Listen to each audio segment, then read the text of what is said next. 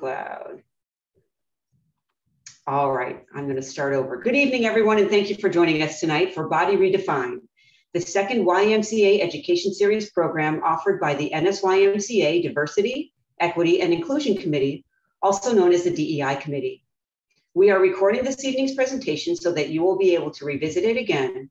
Please feel free to tell your family and friends about it so that they too can view it on the NSYMCA website. My name is Karen Brownlee, and I am a personal trainer and the adult program coordinator at the North Suburban YMCA in Northbrook, Illinois. Honoring International Women's Day tomorrow, our Director of Wellness, Megan Vasquez, will bring forth a topic important for the inclusion of all, and that topic tonight is body image. This evening's program is entitled Body Redefined, Body Image Resilience. Megan's objective this evening is to raise awareness about how body image impacts girls and women and what we can do to help ourselves and others appreciate our unique and individual bodies. In a world where most girls and women live in a very uncomfortable comfort zone of body shame, anxiety, and fixation on appearance, the Beauty Redefined Body Image Resilience Program is designed to help girls and women find peace and purpose. By learning about and utilizing this game-changing approach to positive body image through body image resilience, you can face current and future body image difficulties with clarity and strength. Our Y is proud to bring a variety of educational programs to you through the YMCA Education Series. And thanks to Megan and the Y's DEI Committee, tonight's program will bring awareness of the need for girls and women to feel more comfortable celebrating their own bodies. Thank you again for joining us this evening. And thank you, Megan Vasquez, for your time and effort in putting together this program. Megan, please take it from here. Thank you, Karen. I'm Megan Vasquez. I'm the Senior Director of Wellness, and we are going to be talking about body image resilience today. This is a very emotional and close to my heart topic, so I'm going to give you a little background information, and I was not expecting to get emotional. So I'm going to take a deep breath. And during COVID, as you guys all may know, it gave us some time to reflect.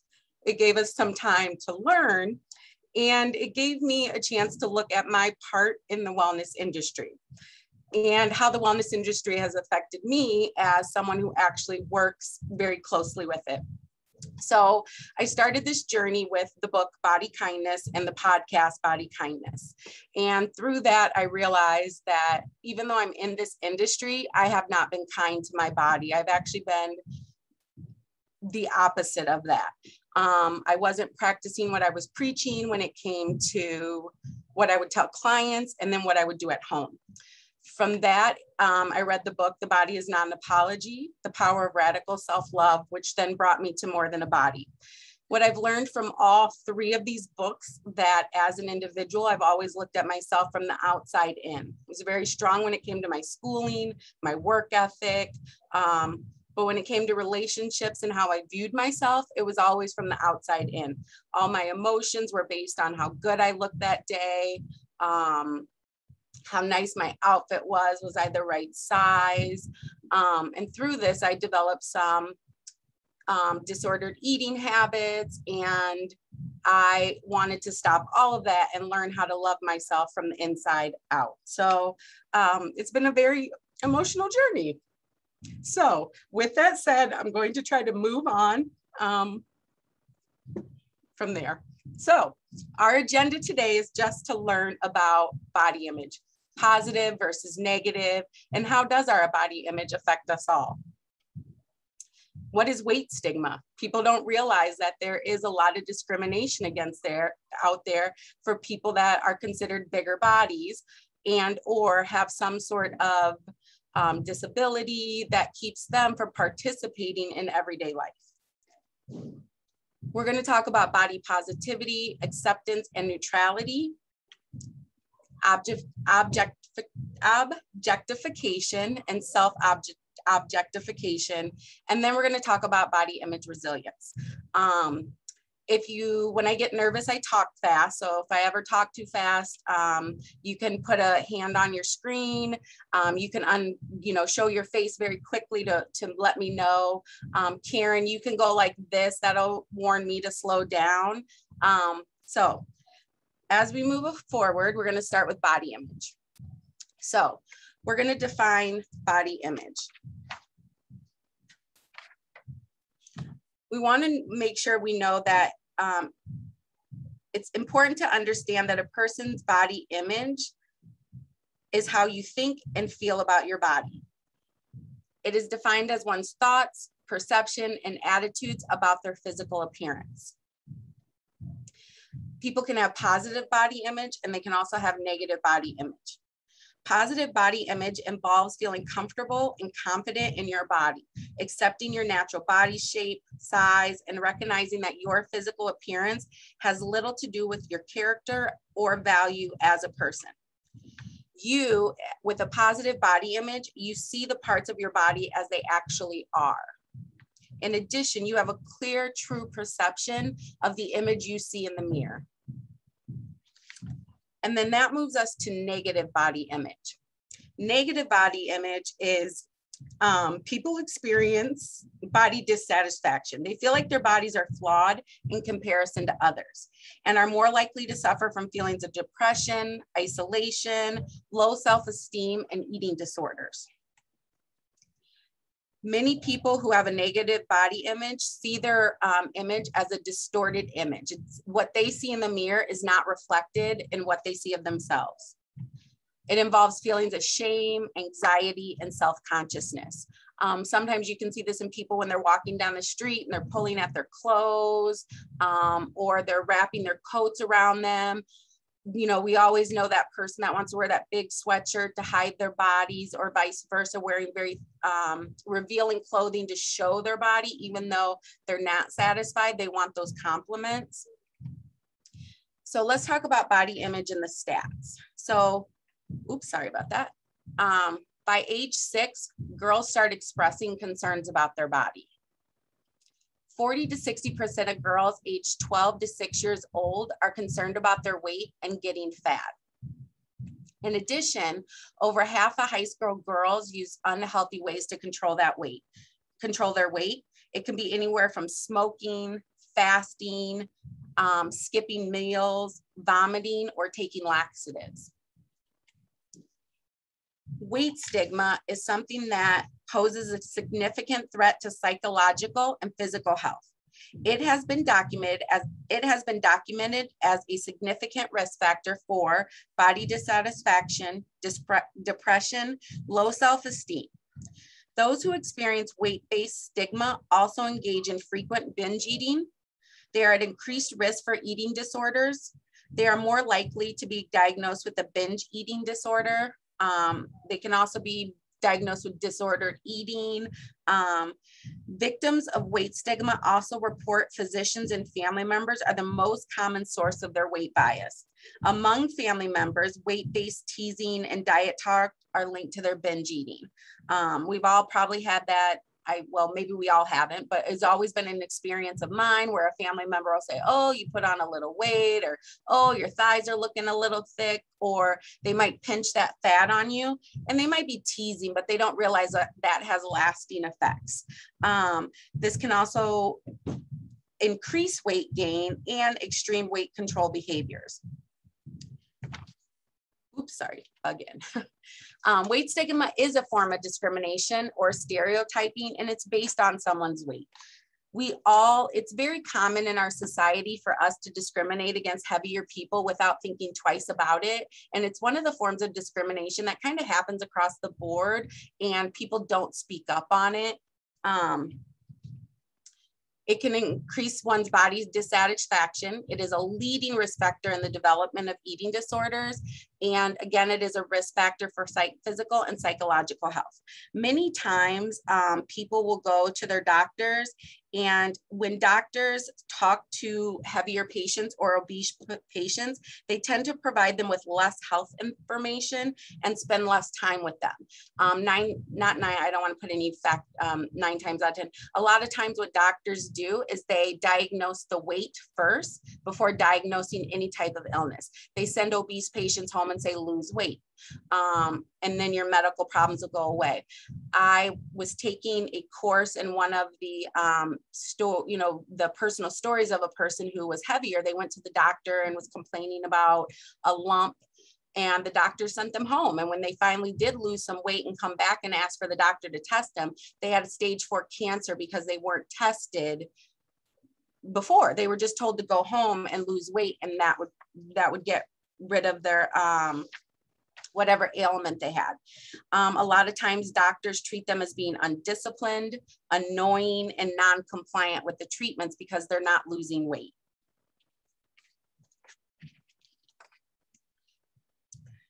Body image disturbance is a predictor, again, for depression, low self-esteem, alcohol and drug abuse, eating disorders, and can sometimes lead to sexual assault.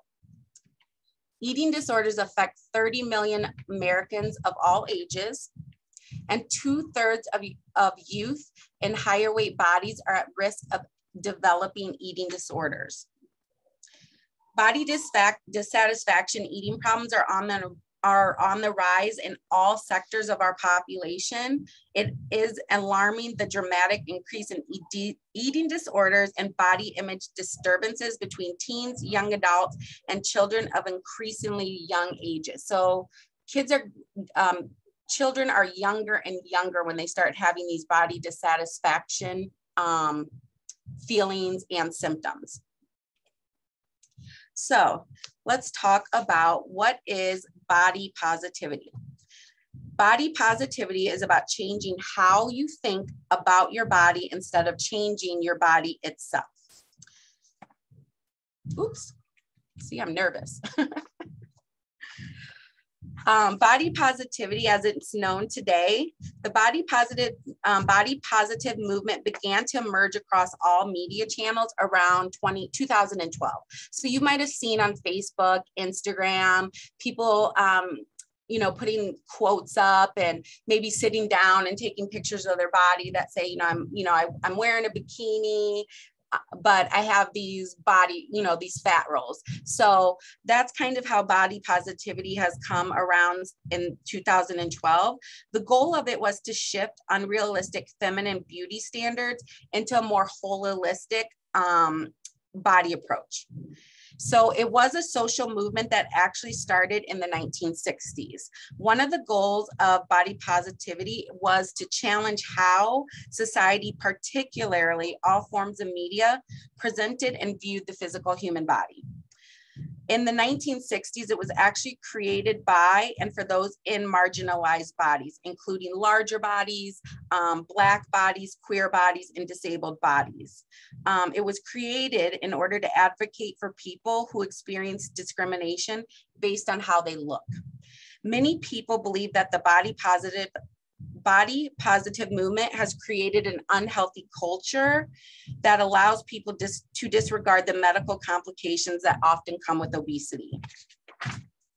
Many medical professionals will argue that there is an unhealthy weight and a healthy weight, which is very different from being skinny or fat. Individuals can be thin and unhealthy or overweight and unhealthy. On the other end of the spectrum, the body positive movement can make people obsess over their appearances, and they obsess over their appearances that they forget all other important aspects of their life and individuality. As humans, we are multifaceted, and our physical appearance is just one of the many facets of our existence. Our physical appearance does not define who we are. So part of body positivity, which has taken a turn, has been that usually people who have body positive posts and quotes are not really bigger bodies. They're not really considered unhealthy, or they would never be considered bigger bodies. They're just people who might have a little more body fat. And then so it turned this movement in for marginalized people into this movement of, well, I'm not really a plus size or even a bigger body, but I want to be positive because I want to wear a bikini instead of a one piece. So it kind of took on this life of its own and took away from the actual movement. which then led to body acceptance. Body acceptance varies because it doesn't require you to love or feel positive about your body all the time, because it can teach us how to respect and care about our bodies regardless of how they look. So we have our lady here who's starting from the scale into the mirror. So you don't have to be thrilled about your body every day. Some days you're going to be happy and some days you're going to be sad about your body. You know, for different reasons. You might feel bloated one day, you might not. Maybe you went for a walk and you're just feeling stronger, so you feel a little more positive. So you don't have to be with body. The difference between body positivity and acceptance is, one, you don't have to be thrilled about your body every day. You figure out how to accept your body without changing it. You decide that, you know, you want to eat properly. You want to not count calories, not count fats. Just listen to your body and feed it when it's hungry and stop eating when it is full. Body acceptance allows people to be more successful because it can teach us how to respect and care for our bodies. And then we have body neutrality. Body neutrality believes bodies are neither good nor bad, and that you can exist without having to think too much either way.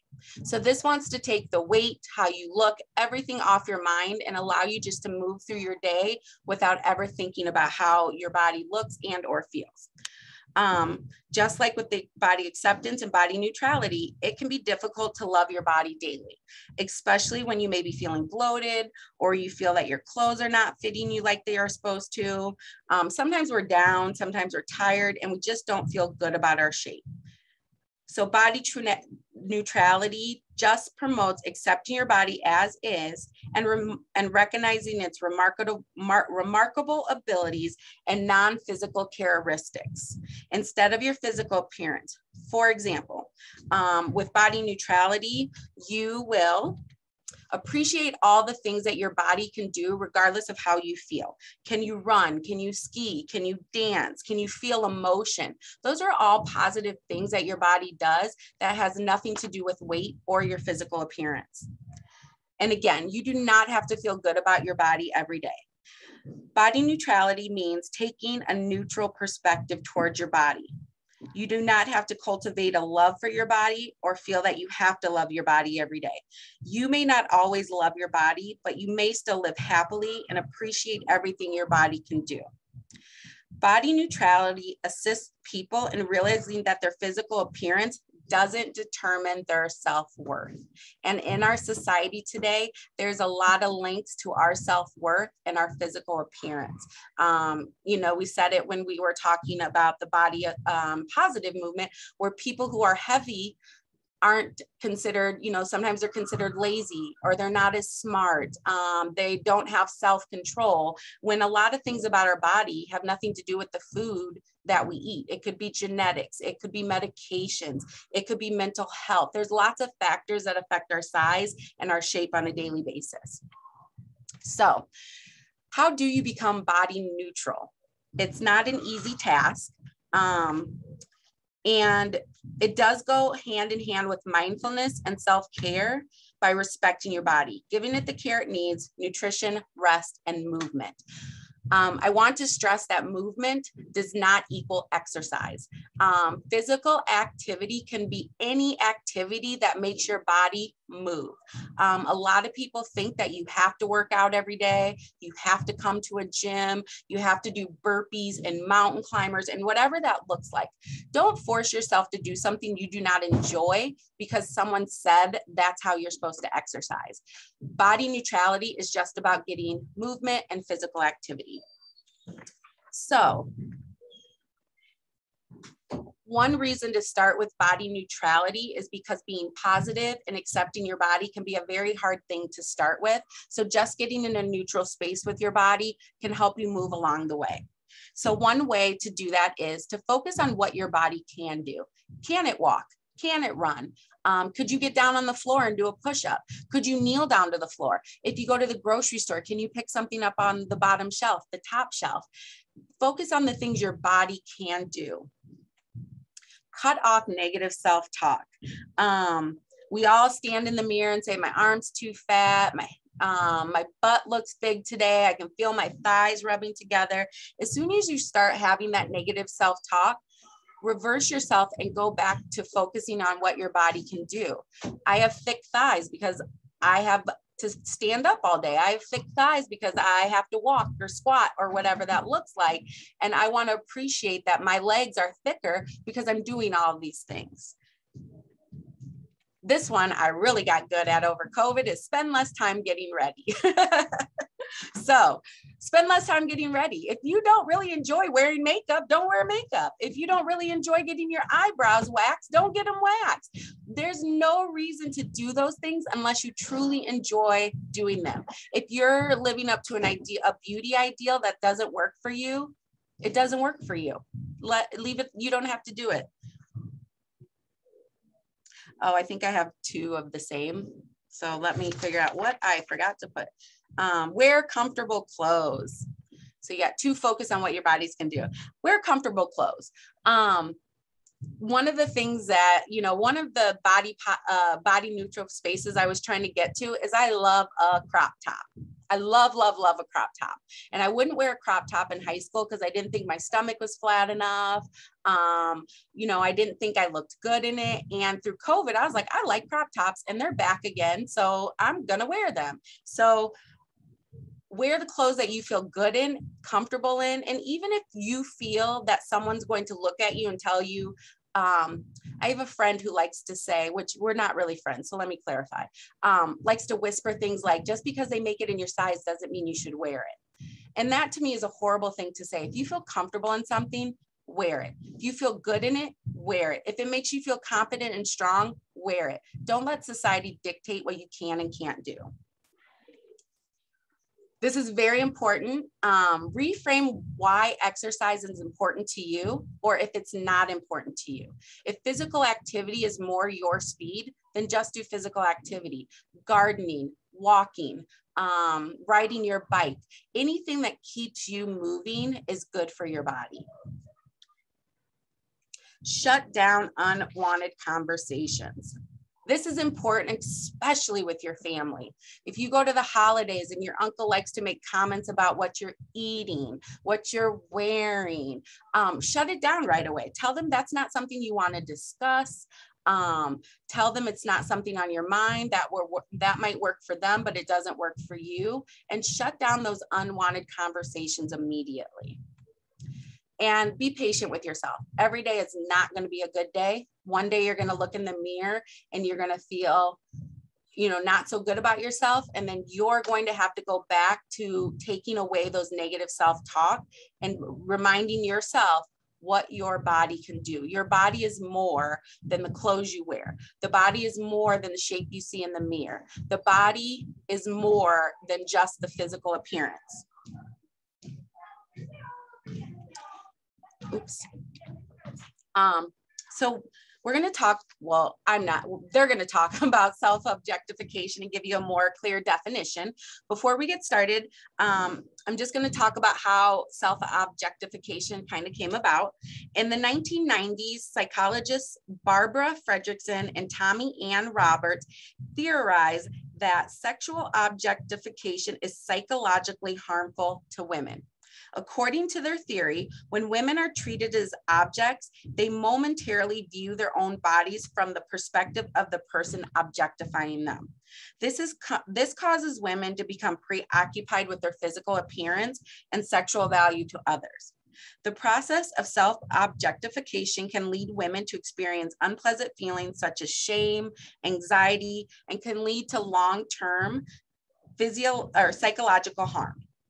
Although there have been hundreds of studies on sexual objectification, convincing evidence has been lacking. And I think we can all agree that it has been lacking because we still see it on our TVs every single day, whether it's the outfits little girls have on in Disney shows, what your Little Mermaid might wear in terms of their outfits and their clothes. So sexual objectification happens a lot, and it's starting to happen in younger ages and on shows that are geared towards children. So I'm going to play the video. The video is by Dr. Lindsay and Lexi Kite. They're identical twins and co-authors of the book, More Than a Body. Your body is not an instrument. Your body is an instrument, not an ornament. They are co-directors of the nonprofit Beauty Redefined. So the title of our presentation today. They both did receive their PhDs from the University of Idaho, Utah, in the study of female body image, and have become leading experts in body image resilience and media literacy. Authors of numerous studies and books have been cited from their original research. Lindsay and Lexi earned their PhDs, in 2013 after earning their masters from the same department. They focused on body positivity and body image through research areas such as resilience, media, health education, and feminist theory and methods. So they were able to do a lot of research and studies based on how women are objectified and then self-objectify themselves. Please let me know if you can't hear or see the video.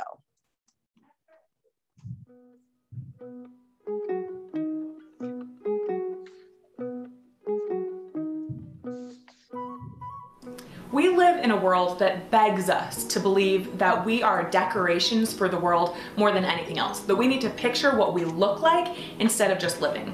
Just picture it. Let's say you are flipping through a fitness magazine. It will tell you how you can look hotter from behind, or how you can get those flat six-pack abs that everybody else can see. Let's say you are on Instagram. Spend 5 seconds on Instagram. You will see so many selfies from teenage girls and women. You will see fashion bloggers that are just casually giving you a glimpse of their perfectly styled day in every way. Do you find that you survey yourself as you move through your life? That instead of just living and doing and being, you are picturing what you look like doing it? If so, you are not alone. We live in a media world that literally begs us to believe that we're here to be looked at, that we're objects that need to be fixed to decorate the world. And in turn, millions of us self-objectify every day.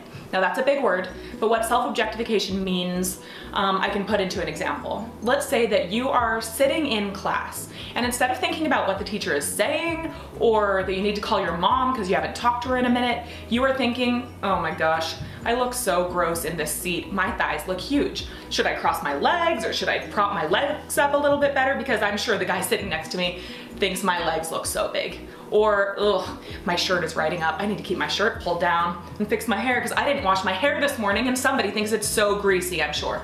You're picturing yourself living instead of just living. And girls and women do this in epidemic rates today. Instead of just being awesome at whatever it is we're supposed to be doing, we also picture ourselves doing it. Can you imagine how this gets in the way of our lives and our health and our progress in every way imaginable? It's crazy.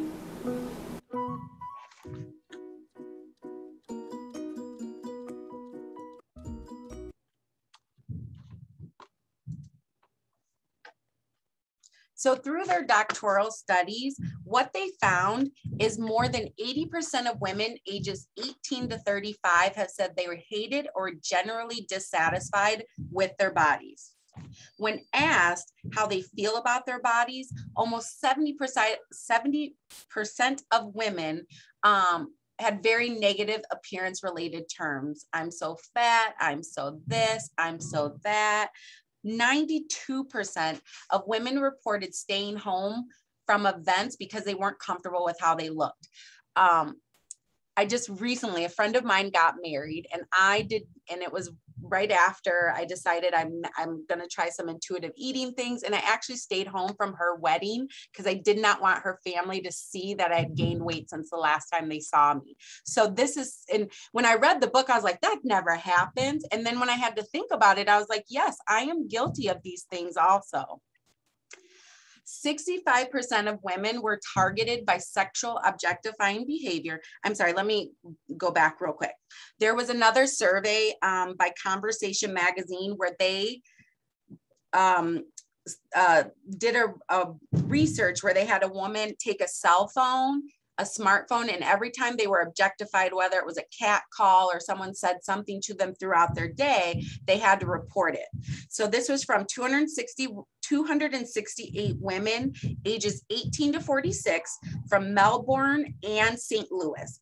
They were asked to report their emotions, how preoccupied were they with their physical appearance after these things were done, and whether they had recently been targeted by sexual objectifying behavior. 65% of women were targeted by sexual objectification or objectifying behavior. 40% reported that after that happened, they became a little more preoccupied with their appearance, and it increased their negative emotions such as shame and embarrassment. And I'm sure you guys have seen on Instagram when the girls walk around and film when like just walking down the street, how many cat calls or how many men say things to them. I've watched several of them from like New York City on the subway and on the streets. So with body image self-objectification, studies have shown it can lower physical and mental abilities. It can lead some women to self-harm and can also lead to disordered eating. Disordered eating is different than binge eating and or anorexia. Binge eating or bulimia, and then anorexia. This is something where people, maybe someone is participating in intermittent fasting. We've seen that kind of on the internet, and they're doing intermittent fasting throughout the day, and then they go home and just eat uncontrollably because they've been starving themselves all day. That would be considered disordered eating. So what is body image resilience? Body image resilience is the theory that one can become stronger from the pain that one endures from such self-objectification. It takes you from viewing yourself from the third person and puts it back to you viewing yourself just as you are from your own viewpoint. It can also help you break the cycle of self-objectification. So what are the ways that you can break that? One would be metal might. Be critical of media images.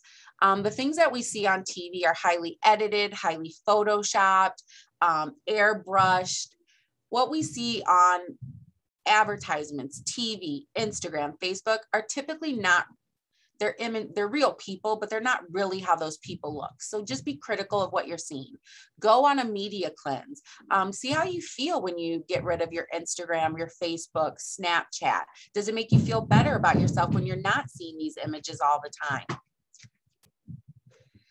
Use some spiritual strength. Practice mindfulness. Pray, meditate, spend time alone if you need to. And determine or build some physical fortitude. View your body as an instrument and not an ornament. And maybe that doesn't happen every day, but maybe you start with just identifying negative self-talk and then set some activity goals. Maybe it's just walking. Maybe you're currently physically active and you're like, I hate the activity I'm doing, but I do it because of I want to lose weight, or I want to do this, I want to fit in my skinny jeans, but you don't really enjoy it. Maybe stop doing that activity and start doing things you enjoy. Find love for physical activity. And then use some social skillfulness. Compliment friends on things beyond their appearance. And then share your accomplishments that have nothing to do with your image. Did you recently read a really good book? Did you write a good article? Share those accomplishments that have anything to do with your physical appearance. And so I'm going to play you just a quick video. We are offering what's called Beauty to Redefined Body Image Resilience course. So I will let Lindsay and Lexi Kite give you a little information about that. We are Lexi and Lindsay Kite, identical twins, co-founders and co-directors of the nonprofit Beauty Redefined. We have PhDs in the study of media and female body image, and the mission of Beauty Redefined is to redefine the meaning and value of beauty in women's lives. Lots of well-meaning companies and people recognize that girls and women are suffering due to negative body image. They try to alleviate that problem by telling you, you are beautiful, flaws and all. But Beauty Redefined takes a different approach to this problem. We are not here to convince you you're beautiful. We are here to convince you you are more than beautiful. That's because we know girls and women aren't only suffering because of the unattainable ways in which beauty is being defined. We are suffering because we are being defined by beauty. Our work is founded on the premise that positive body image is not believing your body looks good. It's knowing your body is good, regardless of how it looks.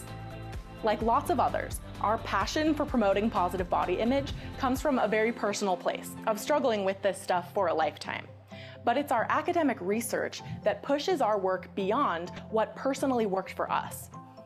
Earning masters and PhDs in this field allowed us to study and test and prove what really works to improve women's body image. And then we took those findings and turned them into a life-changing process called body image resilience. Hating your body and being totally fixated on the way your body appears to others causes real pain for girls and women today. We sit on the sidelines of our own lives, refusing to go up for leadership positions or raise our hands in class or work out or participate in sports for fear of being looked at. We hide ourselves and we endlessly fix ourselves to try to gain the confidence that we can never gain by fixing the outsides of our bodies. Identifying that pain and shame can actually be a catalyst to help us fix what's really wrong, and it isn't the outsides of our bodies. What's wrong is usually the ways we're responding to that pain and shame. The difficult things we experience because of this objectifying culture can actually help us grow stronger and love our bodies more, not just in spite of the pain we experience, but because of that pain. We teach people about our life-changing body image resilience process through live speaking events that reach thousands in corporations, at schools, and at conferences, through online social media activism that reaches millions per year, and through online education, like our body image resilience course. This course teaches you how to develop body image resilience in manageable steps that yield incredible results. Our research shows this course can help you identify negative influences on your body image and how they have affected you, decrease the amount of body shame you experience, elevate your sense of self-worth and purpose that is not rooted in your appearance, increase your confidence in your ability to make healthy choices and define health for yourself, cultivate practical skills and strategies so you can be resilient in response to pain. Our work through Beauty Redefined is designed to help you see more in media and cultural ideals about women's bodies, so you can see more in yourself, more than a body to be looked at, to be picked apart and judged. See more by redefining beauty and health for yourself. Be more by refusing to be defined by beauty. We need beauty redefined.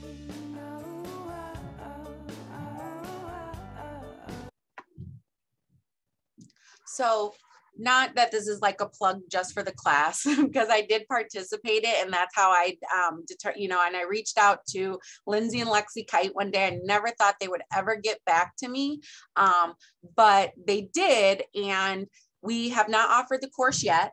But it is something that we are currently, trying to get started, to get working. And the things that you're going to learn through this body image resilience course is, again, how to recognize harmful messages in media and culture about female bodies, learn and reflect how those ideals have impacted your life, redefine the ways you think about beauty, health, and your own individual worth. Develop resilience through your own path that utilizes those 4 sources of power. And again, I just want to bring up the books again, even if there's not, something you're not really interested in doing a course, but you want to learn more about it. Body Kindness is a great book, and they also have a podcast. The Body is Not an Apology has a book and a workbook that you can do side by side. Where they give you reflection questions and journaling. And then More Than a Body does, it's a wonderful book. It is kind of academic, so I don't recommend it for kids. I'll go out there next time, sorry. Which is it's a little heavy for kids, but it's a great book that gives you some more information. So I wanted to say prior to starting, but I got a little, I've been nervous all day about this, is I am no expert in this. This is my own personal journey that has brought me to this place that I want to share with others. So hopefully through this presentation, you've learned a little more about body image, how weight stigma affects people, what body positivity, acceptance, and neutrality is, what is self-objectification, and what is body image resilience. And I'm going to unshare my screen. So if you, I hope I don't remember. Okay. I'm going to unshare my screen. So if you do have any questions, I'll be more than happy to answer them for you. And I'm going to stop the recording now so that you can show your cameras.